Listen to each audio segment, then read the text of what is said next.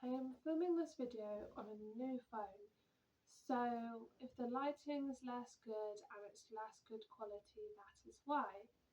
Anyway, I wanted to come on here and give some of my top minimalism tips.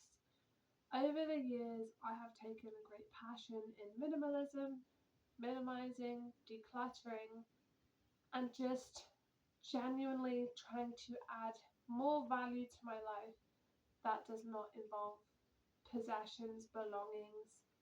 I've always kind of been like this. Growing up, my mom would kind of say I was like a badger throwing everything out of its nest. And when I was like a teenager, I'd literally get everything from my bedroom and throw it all into the hallway out of my bedroom door. And I'd be like, okay, that's good, and leave everyone else to clear up my stuff. So yeah, I've always just not liked clutter. I don't know if it's because I'm like a highly sensitive person, so when there's like clutter and lots of things, I feel like it's too much for me to absorb visually. Um, so anyway, over the years, this is something that I have tried to master, and then obviously having children brought in a whole lot more stuff, and I am still not an expert, and yeah, so don't expect me to be perfect. Um, I will at some point do a house tour. I basically am not the best at editing YouTube videos, which is why I usually just do like sit down videos. But I would like to get a bit better at editing and to do kind of videos where I can move around and show you things and talk as I go. And even to be able to add voiceovers would be great. Anyway, my job, I'm actually self-employed, and my job is decluttering and cleaning. So I actually go to people's houses and spend periods of hours decluttering their stuff and helping them organise things into selling, donations and keeping, and figuring out what actually adds meaning to their life. So just through actually clients and my work, it has become easier over time. Look at this little cutie. She's on my lap cuddling me. She's so cute.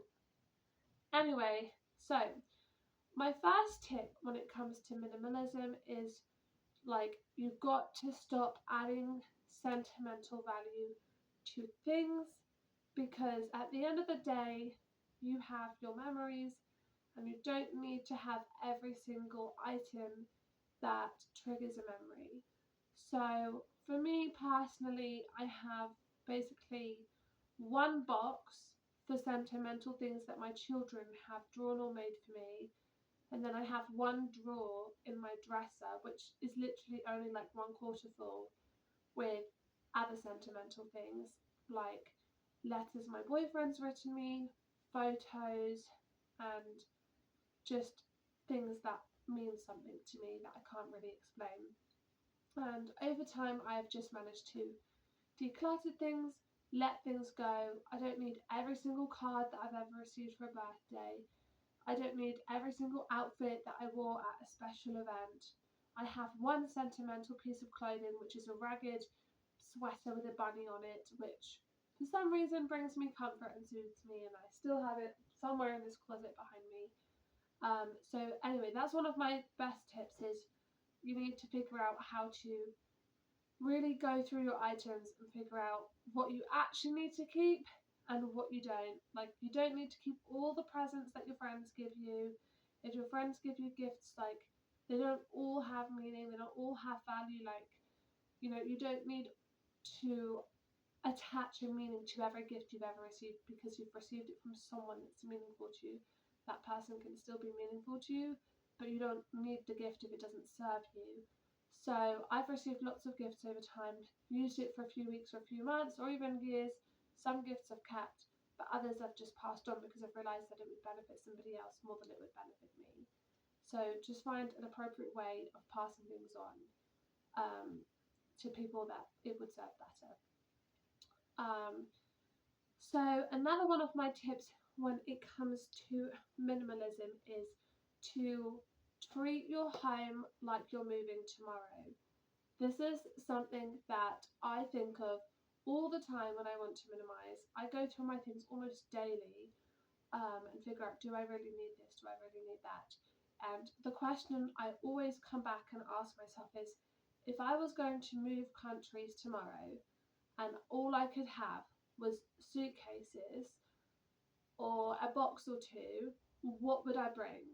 So stop thinking you're going to hire some massive moving truck and you can have 20 boxes from each room, and think as though you literally are getting on a plane tomorrow and you have to be packed up in one day. That's how much stuff you should have in your house. So that's what I tell myself. I like to have enough things in my house, not including furniture like a bed and a couch, like actual stuff and belongings, enough that I could scoop up and be packed in one day and move the next day. That's how much stuff I like to have. And I like to feel like I have that freedom.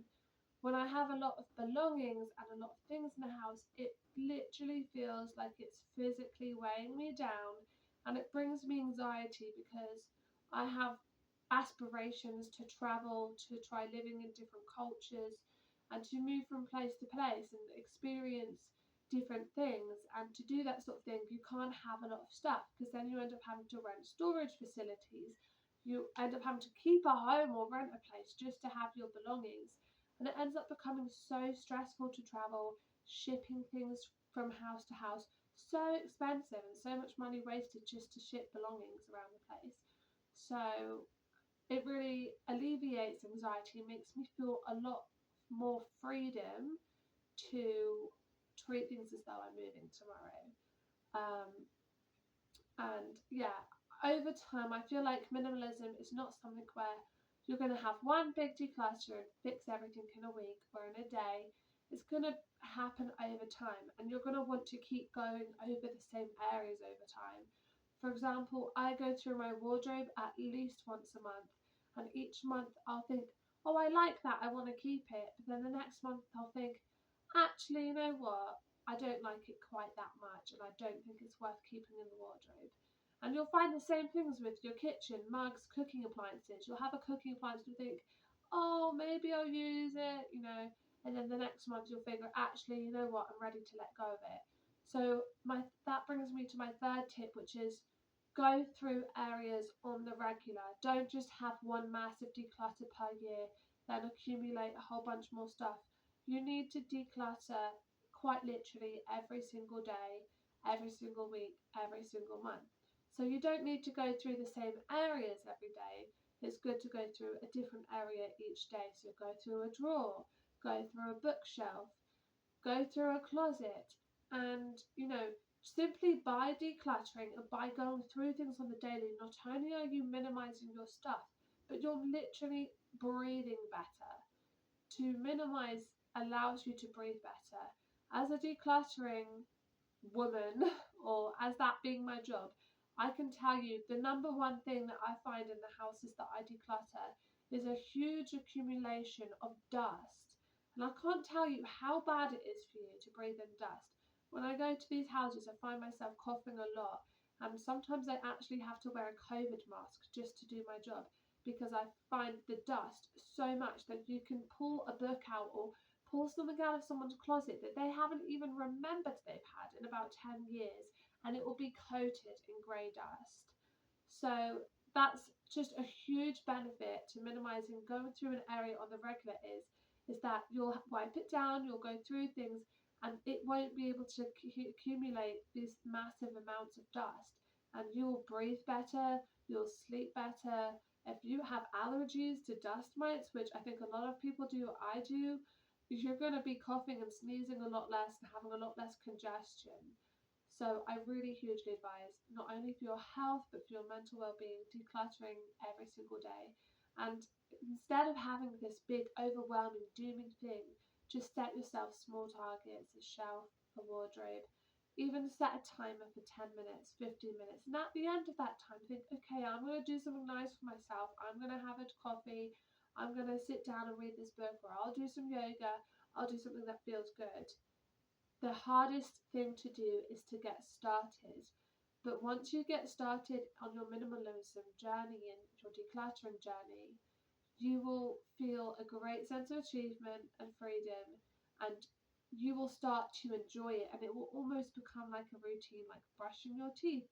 Just think of your home as it has its daily self-care needs just like you, and it needs to be dusted, decluttered, and gone around. So, yeah, I don't think that I have any more like amazing tips. There's the KonMari methods, which you can look up. KonMari method is basically, you know, you hold an item, you decide like how it makes you feel, and you keep items that bring you joy and discard the items that no longer bring you joy. There's loads and loads of amazing resources and videos on minimalism on YouTube, on decluttering. And also, if you live close to the Haverhill, Suffolk area, I can even come declutter your house for you and give you a one-to-one session.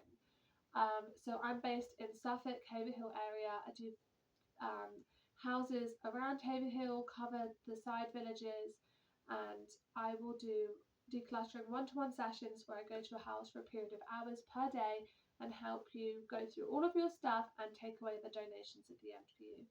And yeah, that's basically one of my favorite things to do, is to help people get started. And I just love the feedback where people say that they've, you know, really need that motivation to get started, and that, you know, once they've had someone else with them, it really helps them to get going, and they just feel so much relief at the end. You know, some people that I declutter for, they're, you know, older people, their partner has died and they haven't even been able to attempt to go through their stuff.